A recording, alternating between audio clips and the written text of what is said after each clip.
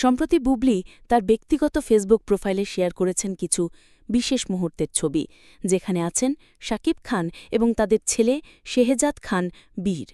ছবিগুলো প্রকাশের পরপরই নেট দুনিয়ায় শুরু হয় তীব্র আলোচনা।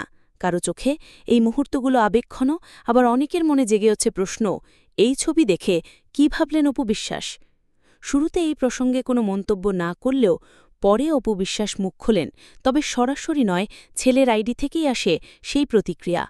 আব্রাহাম খান জয়ের ফেসবুক পেজে কিছু হাস্যোজ্জ্বল ছবি পোস্ট করে ক্যাপশনে অপু বিশ্বাস লেখেন, সব ভালোবাসার প্রমাণ দিতে হয় না, প্রমাণ ছাড়াও ভালোবাসা হয় যদি পবিত্র হৃদয় থাকে।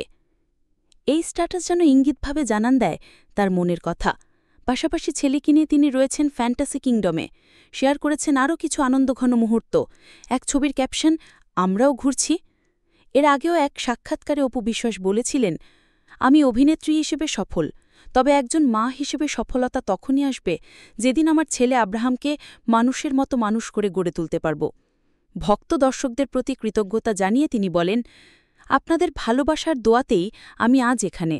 চাই সেই ভালোবাসা সবসময় পাশে থাকুক।